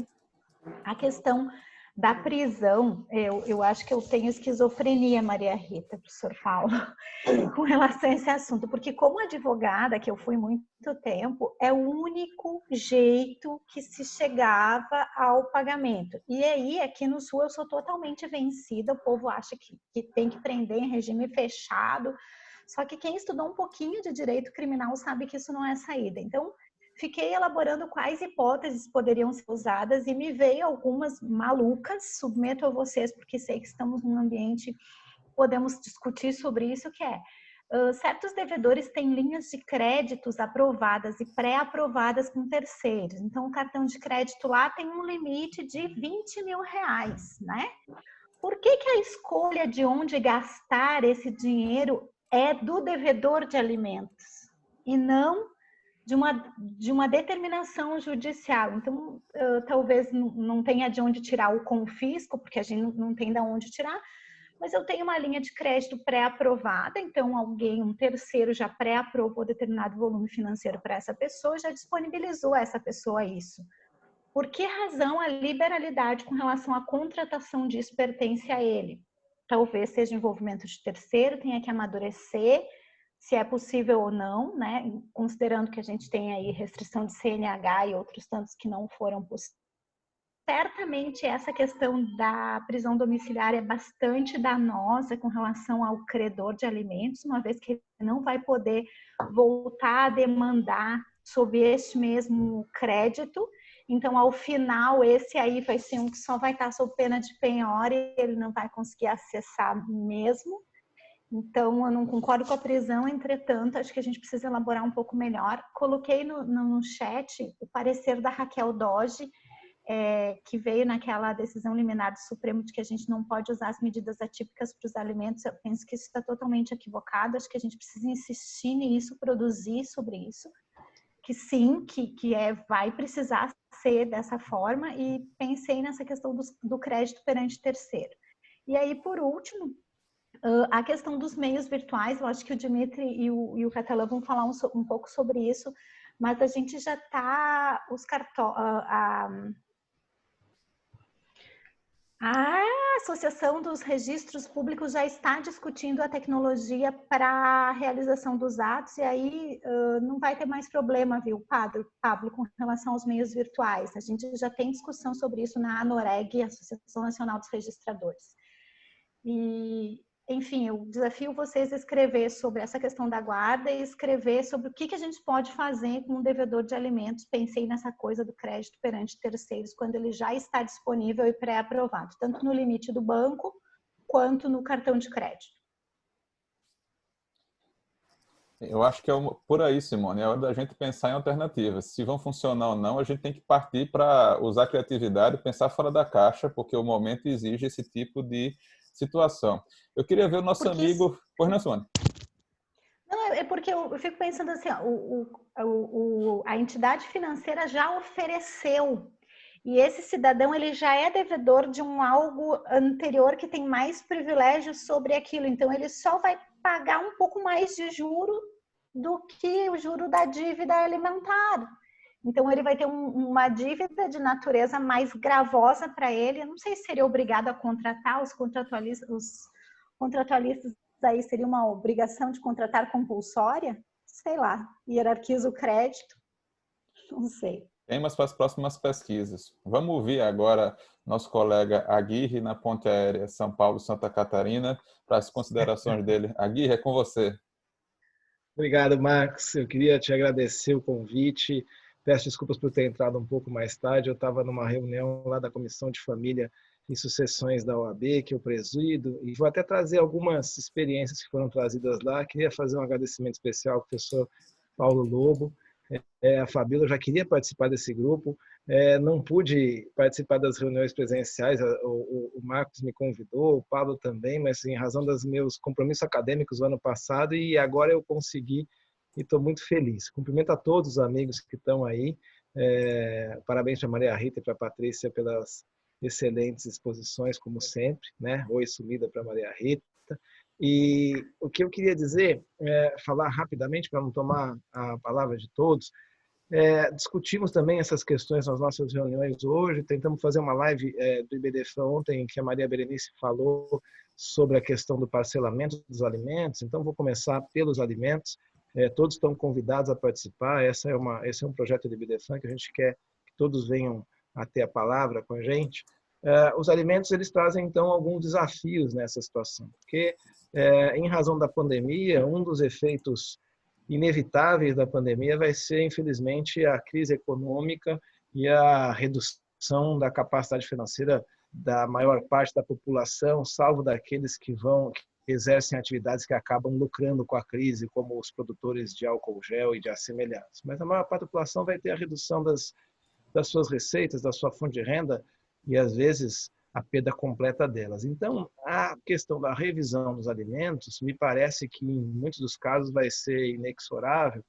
E aí a gente vai ter que tratar muito com solidariedade e razoabilidade. Então, a proposta da professora Maria Berenice, no sentido de se permitir o parcelamento no pagamento da pensão nesses momentos do Covid-19, eu acho que é bastante interessante. Aquela possibilidade de parcelamento para os créditos civis comuns, em que o devedor deposita 30% e parcela o resto da dívida. Eu não sei se a gente poderia até pensar numa moratória, né? Porque parcelar talvez não tenha condições, porque elas teriam que ser pagas a partir dos próximos 30 dias, né, mensalmente. Então, talvez um diferimento para um momento futuro. Essa é uma questão que nos preocupa e que tem que ter, obviamente, uma razoabilidade. Não pode acontecer, essa é uma preocupação também, em geral, os contratos estão preocupando. A gente tem notícia de um escritório enorme de advocacia aqui de São Paulo, que fez uma festa de comemoração ano passado, com champanhe, lagosta, caviar, e ele simplesmente baixou escreveu uma carta ao público dizendo que a partir de agora não pagaria mais ninguém. Credores, fornecedores, ninguém que eles estavam devendo, eles pagariam. Então, a crise não pode ser um momento para se eximir das obrigações. Por óbvio que o devedor ele pode ter redução das suas receitas, mas ele também tem que prover a subsistência. E daí a gente vai ter esse problema da coerção, né? Eu tive a oportunidade de dar uma palestra no IBDFAM uma vez e o professor Paulo Lobo, com a generosidade de sempre, chegou ao final da minha palestra e me passou os seus ensinamentos e falou sobre a prisão civil, me fez rever vários dos meus conceitos sobre a prisão civil, falou da lei Petelia Papíria, né? Falou busque a lei Petelia Papíria, a evolução do ocidental, e isso me deixou realmente me fez rever os meus conceitos acerca da prisão, porque eu advogo muito nessa área, e como disse a Simone, é um meio de forçar alguém a pagar. Mas o sistema prisional brasileiro é esse desastre que nós temos, e eu também sou contra essa prisão civil no sistema prisional brasileiro. Agora, o Covid nos traz algo para pensar, e eu vou usar aqui, trazer um pensamento. Esse nosso confinamento compulsório tem trazido uma forma de revisão da prisão domiciliar, né? O que é ficar obrigado em casa durante tanto tempo? Muitos de nós não estão aguentando, né? E quanto mais passa o tempo, a situação fica um pouco mais complexa. A prisão domiciliar, cumprida nos tempos do confinamento, como a Patrícia bem disse, não tem uma eficácia nenhuma, ela é inócua. Mas e a posteriori? Seria uma forma de coerção? Eu sei que nosso mestre é contra, mas eu levanto a pergunta. Não teria o problema de forçar o devedor a cumprir a prisão nesse horroroso e terrível sistema prisional brasileiro? Agora, será que não seria esse condão da coerção? Eu já fiquei no Covid, confinado, já sei o que é isso, e para não ficar em prisão domiciliar, eu pagaria a minha dívida. Lembrando que o cumprimento da prisão, aí ele não vai elidir o pagamento o cumprimento das obrigações, o pagamento da dívida pretérita. Então, não sei se talvez fosse uma possibilidade, em razão, eu sei que é contra a ideia, nós somos contrários à ideia da prisão. Acho e espero particularmente que a prisão civil venha especialmente essa que é cumprida em regime fechado, seguindo os ensinamentos do professor Paulo Lobo. Mas uma forma de coerção, o recolhimento em casa compulsório, será que não seria? Porque o devedor estaria compulsoriamente obrigado a ficar em casa, poderia fazer o seu trabalho remoto, ter bens, e a gente poderia buscar o confisco. O confisco eu acho interessante se encontrarmos bens, mas geralmente ele acaba dilapidando com o seu patrimônio, transferindo para terceiros, etc. E às vezes não encontramos alguns bens. Os créditos que a Simone nos falou, acho que é uma boa solução também. Para terminar, eu vou só falar um pouquinho da questão da convivência, porque veio uma interessante entendimento. Na verdade, uma interessante opinião de uma advogada atuante lá de São Paulo, a Silvia Marzagão, que ela falou o seguinte: olha, o confinamento também, a mãe, e é uma mulher, por isso que eu trago isso, porque a questão do lugar de fala, né? A mãe também ficar obrigada o tempo inteiro no confinamento com os filhos também pode ser muito custoso para ela. Se há a possibilidade do pai exercer a convivência e o transporte seja feito sem nenhum risco, eles não precisam recorrer a um transporte público que possa ter mais contato com outras pessoas, confinamento, se o transporte for de carro, sem nenhum risco, as casas próximas, ela entende que seria até salutar que houvesse a convivência para também que ambos os pais dividissem essa questão de ter os filhos, especialmente menores, em casa o tempo inteiro, e etc., e que essa função não ficasse pesada demais para um dos pais. Essa é uma opinião que foi trazida que eu achei interessante. E daí falaram em evitar essas mudanças com uma sazonalidade tão grande, aumentar o período de convivência. Então, ao invés de ficar 3 dias com o pai ou 4 com a mãe, fica 10 dias com a mãe, 10 dias com o pai, para tentar vencer essas questões que nos foram trazidas por essa pandemia. Agradeço a oportunidade de falar e, especialmente, a oportunidade de aprender com essa reunião. Muito obrigado. Obrigado, João. É um prazer tê-lo aqui. E para todos os colegas de fora, vai ser sempre um prazer a gente continuar dialogando com vocês. Pelo menos a ferramenta permite isso. A gente tem mais 3 inscritos. Na sequência, a professora Joiciane e Dimitri Catalã. Depois, por mais 3 minutos, eu vou abrir a palavra para a professora Maria Rita, professora Patrícia, para as considerações. E, professor Paulo, acho que no final todos querem ouvi-lo, tá? Se o senhor quiser fazer mais uma manifestação, a gente tem tempo para isso, para a reunião. Professora Joyce, seu microfone está aberto. As considerações. Boa tarde. Muito obrigada, professor Marcos. Muito obrigada, professor Paulo. É um prazer, mais uma vez, estar aqui junto com o grupo que você lidera. E parabéns, Maria Rita e professora Patrícia. Vocês realmente foram muito criativas e muito eloquentes nesse momento. Eu me reservei aqui a falar de uma dúvida minha, inclusive isso foi matéria da minha aula ontem, que é sobre o artigo 1879, aquele testamento particular do 1879 que o Pablo Frota se reportou, não é? Ali está no capítulo, na seção dos testamentos ordinários. Então, em tese, isso me ocorreu ontem, eu realmente fiquei curiosa, queria ouvir o professor Paulo Lobo. Aqui no artigo 1879, o que se informa é que, na hora que eu falo, a campainha toca, gente, vou deixar alguém lá se desesperando. Então, na hora que morre o sujeito, se ele não tem condição, nesse testamento particular, onde nós teríamos aí uma possibilidade de adiante o juiz confirmar, exatamente a menção que se faz ali é semelhante à que faria com o testamento particular tradicional, né? Aquele que tem as 3 testemunhas. Mas aí, professor, imaginando a pessoa em confinamento e que mora sozinha, uma pessoa que não sabe, que muitos dos nossos idosos, ontem mesmo eu perdi um cliente de Covid, não sabe, não tem independência suficiente para utilizar um computador e acessar a rede, os instrumentos que nós teríamos como esse que nós temos agora nesse momento. Então, se essa pessoa venha a falecer, ok, ficaria mais fácil, porque a causa não seria tão remota, mas a hipótese dela não falecer e, do contrário, ela ficar boa. Esse testamento fica lá guardado e estaria sujeito à caducidade, semelhante ao que acontece com os testamentos que são feitos na forma extraordinária, porque o próprio dispositivo fala que em circunstância excepcionalíssima, eu não estou com o código aberto aqui, mas faz menção a uma situação que é fora do padrão. Essa é uma pergunta mesmo. A outra observação vem a partir da notícia que a Patrícia trouxe, daquela decisão em que o filho pede restrição de visita à sua mãe idosa.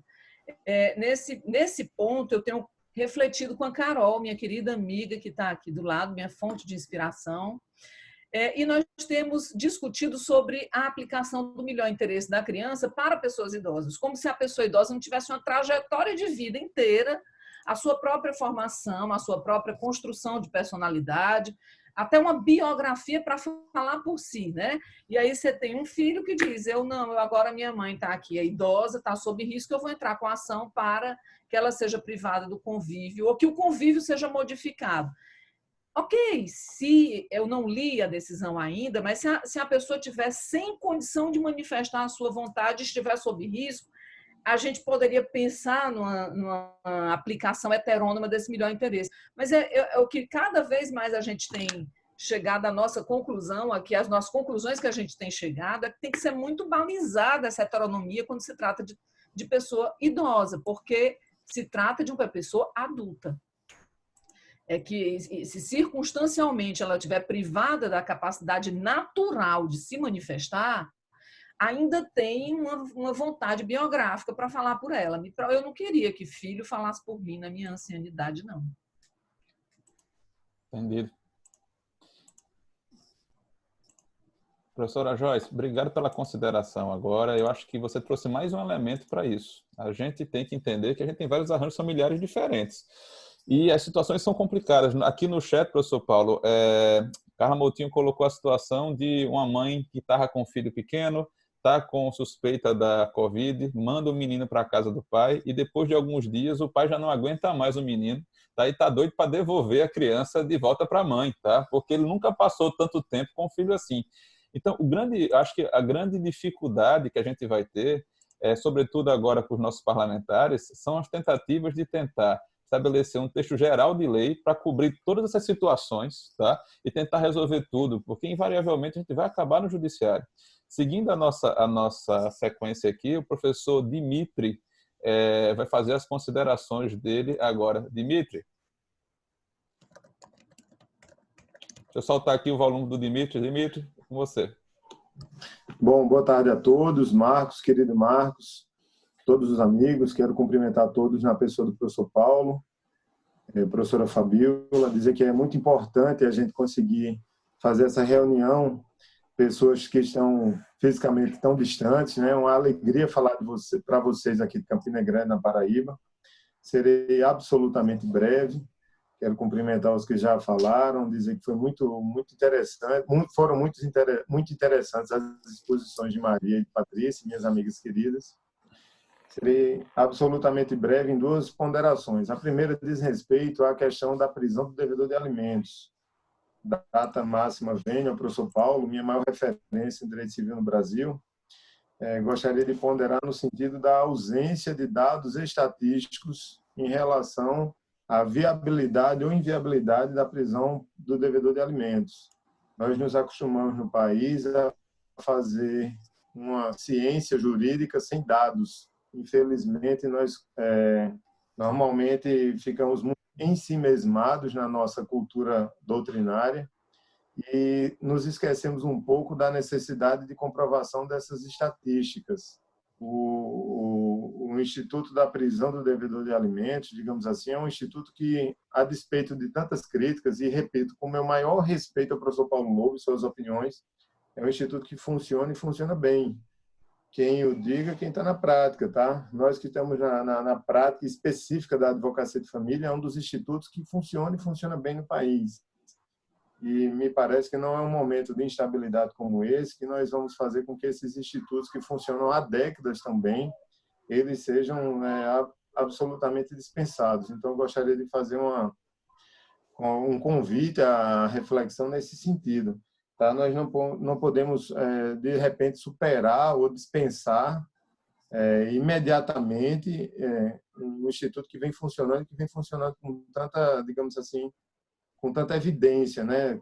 De maneira robusta, na doutrina e na jurisprudência.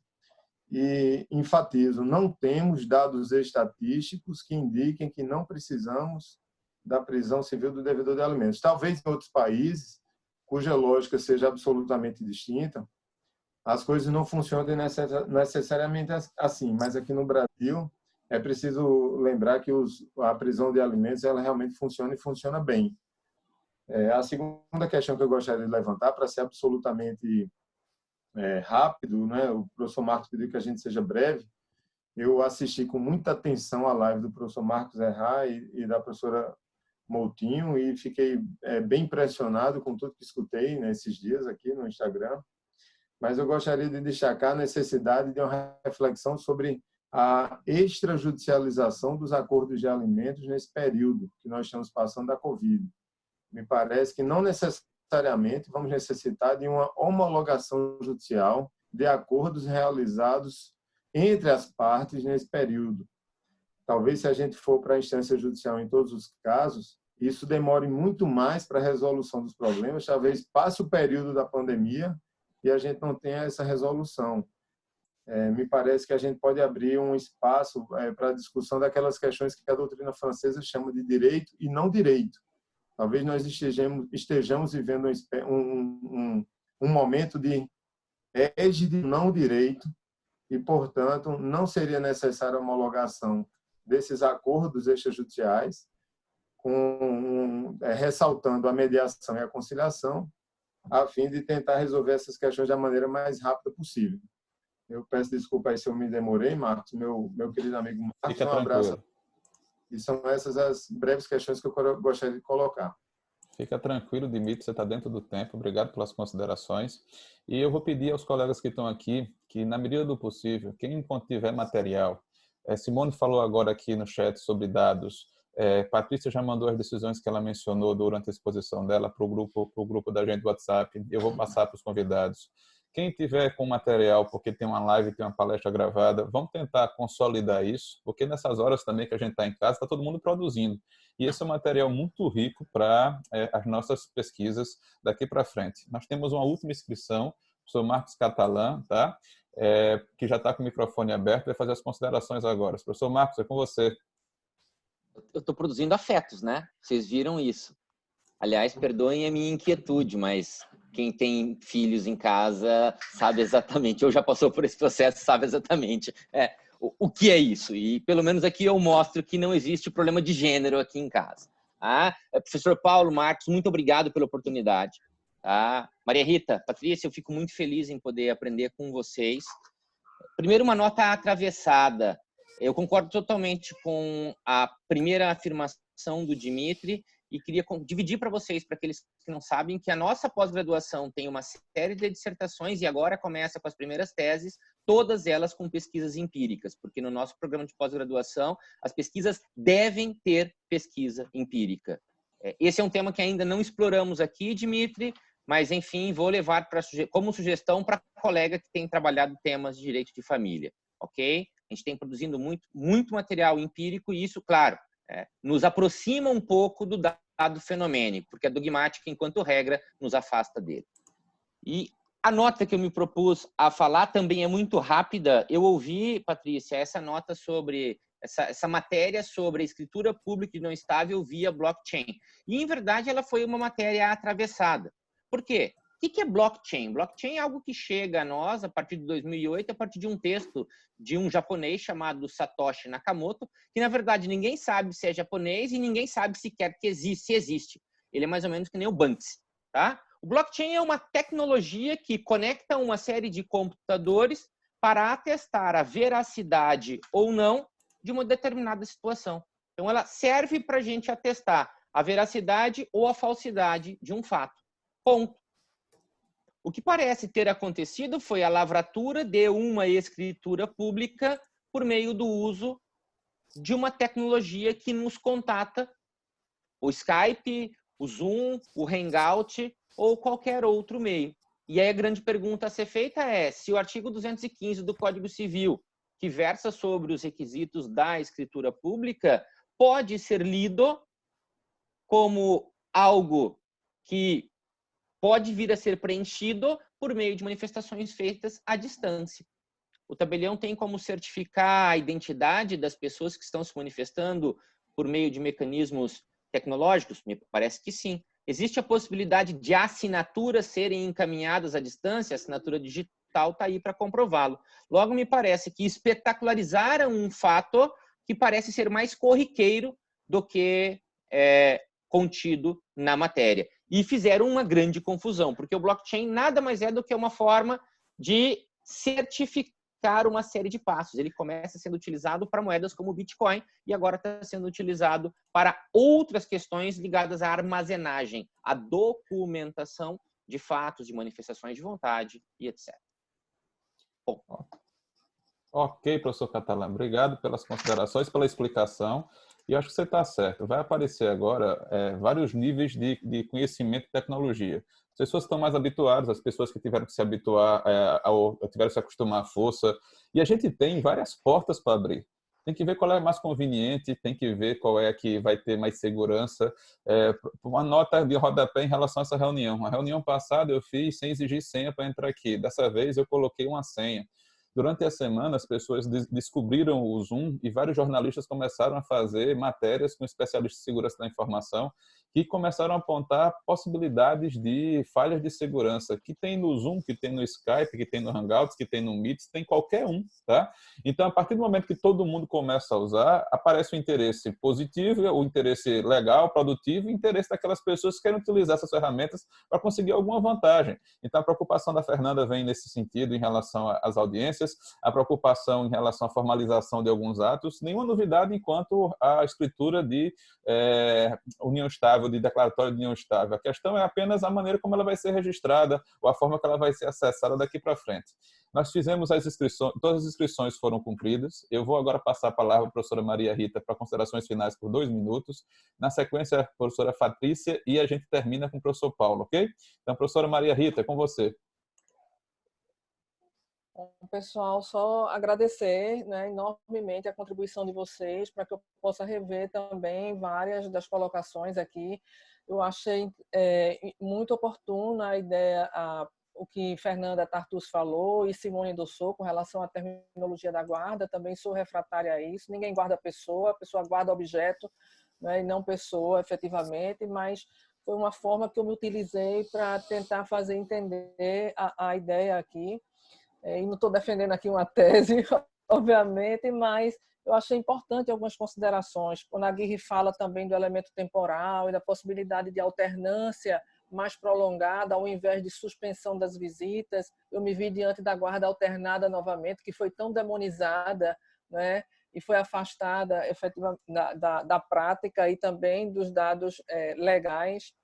E, Dimitri, eu concordo inteiramente com você com relação a dados estatísticos e daí a minha palavra sobre crise existencial, não é? Porque realmente na prática a gente chega a um limite exaustivo de prova de condição, de riqueza aparente de um devedor de alimentos, em que somente um mandado de prisão na rua e na porta dele realmente faz com que o dinheiro apareça. Então, efetivamente, eu acho que a minha crise existencial está exatamente nesse ponto, não é? Talvez na ideia de que nós tenhamos ainda uma cultura muito primitiva para isso e devemos nos afastar um pouco dessa cultura, porque eu concordo teoricamente e inteiramente com o professor Paulo com relação à extinção da prisão. E com relação à extrajudicialização dos acordos de pensão alimentícia, que Dimitri falou também, que me chamou a atenção, eu penso que, havendo menores e sendo em benefício de menores, como é que se daria a intervenção obrigatória do Ministério Público, não é, efetivamente, para poder salvaguardar essa composição? Era só isso, agradeço demais a vocês, vou anotar todas as considerações. Muito obrigada e beijo em todos. Pessoal, a gravação está continuando. Obrigado, professora Maria Rita. Eu vou deixar esse material disponível na internet para todo mundo que está aqui. Eu vou mandar o link ainda hoje para vocês, para poder o pessoal que não pôde assistir e acompanhar. Agora, professora Patrícia, para suas considerações, por favor. Eu agradeço. Achei que as considerações feitas foram muito ricas. Eu destaco aqui que eu fiz algumas anotações, a discussão acerca da terminologia levantada pela professora Fernanda, eu achei muito interessante. Eu acho que o termo custódia realmente ele se adequaria muito melhor a essa situação fática. Endosso o pensamento do professor Aguirre quando fala nessa distribuição do período de convivência, caso a situação fática assim permita, porque eu acho que também precisa a gente levar em consideração não só a questão de que realmente você acaba onerando, digamos assim, onerando no sentido físico, psicológico, emocional, aquele que vai ficar por um tempo indefinido com com os cuidados presenciais com as crianças em detrimento do outro. Mas eu acho que é preciso a gente analisar aquelas situações fáticas da profissão, da convivência com outros familiares, da exposição ao risco.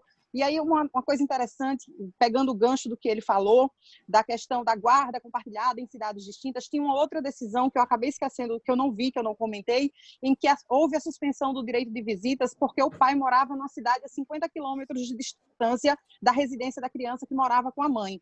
E sobre a dúvida da professora Joiciane, eu tenho essa decisão a respeito da pessoa idosa cuja visita foi restringida, e pelo menos na decisão ela não faz qualquer referência a uma eventual incapacidade ou sujeição da idosa a regime de curatela. Então, não se fala nada. Então, eu até concordo demais com essa ponderação feita pela professora Joiciane de tratar a idosa como uma incapaz sem considerar as circunstâncias fáticas, tal qual, fazendo uma analogia, acontece na imposição do regime de separação obrigatória de bens. Então, você simplesmente desconsidera que aquela pessoa ela tem capacidade, tem discernimento para tomar suas próprias decisões existenciais e também deveria ter patrimoniais, e aqui uma decisão acaba restringindo essas relações existenciais.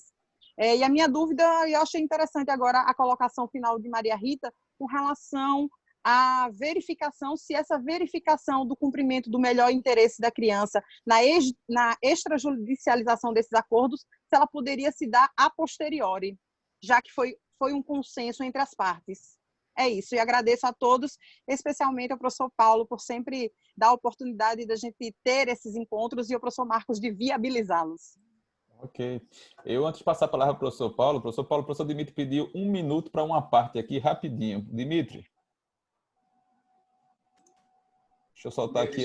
Pronto. Vai lá, Dimitri. Tenta soltar seu microfone aí, Dimitri. Ele enganchou aqui. Onde ele está? Acho que foi agora, né, Marcos? Foi. Super rápido. Eu queria, numa breve explanação, responder ao professor Pablo e também a consideração de todos vocês, no sentido que nós precisamos, me parece que esse momento nos leva a uma reflexão necessária sobre os alicerces científicos da nossa ciência. Nós não podemos transformar esse momento num momento de um breve passo, um passo ligeiro na análise das questões. Com o máximo respeito às lives superficiais que nós temos tido por todo o país, elas não podem ser tidas como uma razão de fundamento jurídico. Nós precisamos aprofundar essas questões. E queria fechar, Paulo e professor Paulo, Marcos, todos vocês, e Maria Rita especialmente, com uma ideia, né? Digamos assim, uma proposta de análise cada vez mais profunda da contratualização das relações de família, ou seja, diminuir o espaço de incidência do Estado e ampliar o espaço de participação da autonomia privada, da vontade das partes na resolução desses casos. Talvez esse seja o nosso caminho pós-transformações, depois dessa mudança incrível do Covid. Um abraço especial ao professor Marcos Catalã, dizer que eu partilho muito, né, muito proximamente das ideias dele, que também estou com meus filhos aqui, viu, Marcos? Eu vi seus guris aí, estou com meus guris aqui também. Um beijo, desculpe, Marcos, um abraço a todos. Fica tranquilo. Professor Paulo, suas considerações. Bom, a Joyce ainda está por aí? Joyce? Tá. Joyce, concordo com você, o testamento particular especial, que é o artigo 1878, atende perfeitamente à sua preocupação, porque, diz ele, aliás, 1800... Peraí. Será que eu estou certo? É o 1879.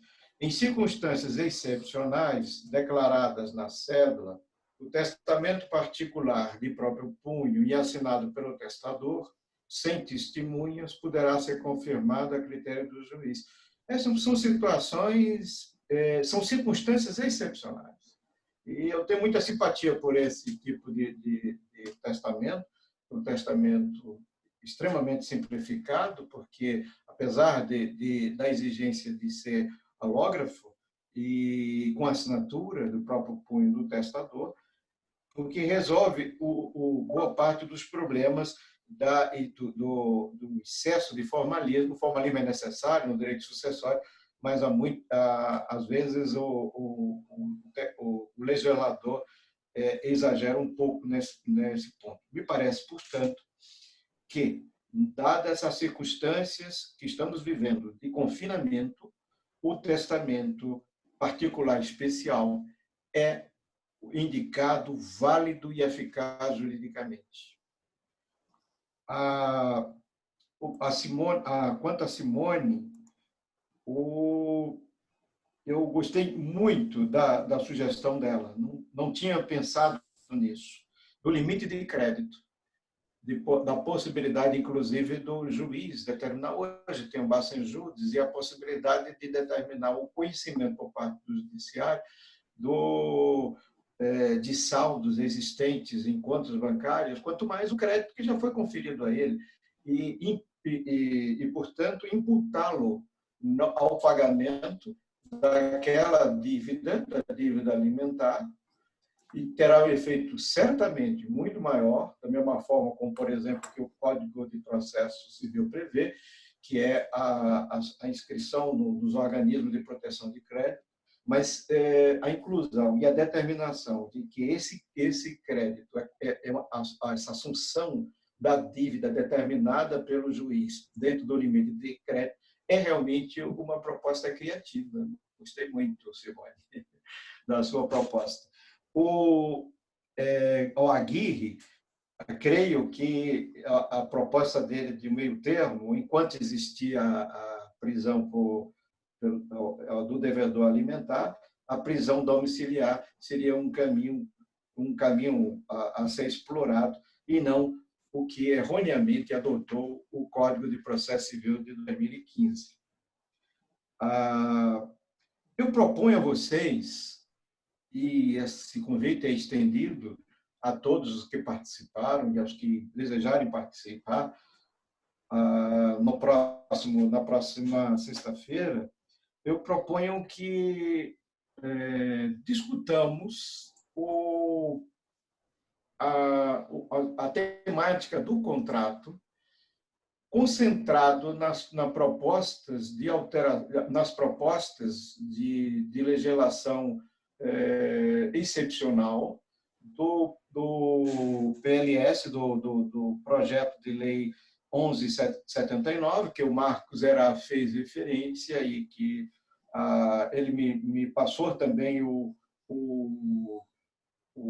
parecer inicial da Comissão de Direito Civil da Ordem dos Advogados, muito bem lançado, por sinal, e que possamos discuti-lo na próxima reunião.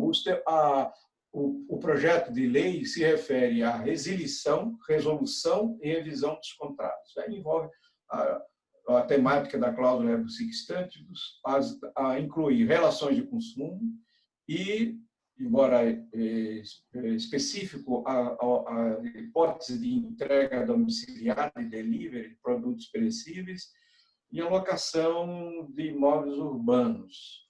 Então, seriam temas interessantes, quem sabe o Marcos pudesse depois contactar com os colegas quem é que poderia se encarregar desses temas e nos brindar também na próxima sexta-feira com discussões interessantes. Independentemente desse projeto de lei se converter ou não em lei, porque ele está se concluindo. Hoje, como o Marcos fez referência, foi lançado ao conhecimento o último texto do parecer da Simone Tebet, né, que é a relatora no Senado do projeto de lei, e mesmo que não se converta em lei, porque irá para a Câmara ainda, mesmo virtualmente, como eles estão discutindo, é uma oportunidade de nós analisarmos com a liberdade acadêmica e criativa de todos nós. Por fim, agradecer ao Marcos pela organização sempre impecável desses nossos encontros, e a todos os demais, porque todos nós sempre aprendemos um pouquinho, e eu sempre saio aprendendo do que ouço, e dessa brilhante geração de civilistas, de novos civilistas, que honra a todo esse esforço de desenvolvimento, de série como o Dimitri se referiu, levando com seriedade e não com superficialidade a apreciação desses temas que promovendo o direito civil cada vez mais. Marcos, com a palavra para encerrar. Professor, E depois ficamos no bate-papo, quem desejar. Exato. Eu vou apenas encerrar, por enquanto, a gravação do vídeo para ficar disponível para os colegas pesquisadores que não conseguiram assistir, tá? E agradecendo as intervenções de todos até agora,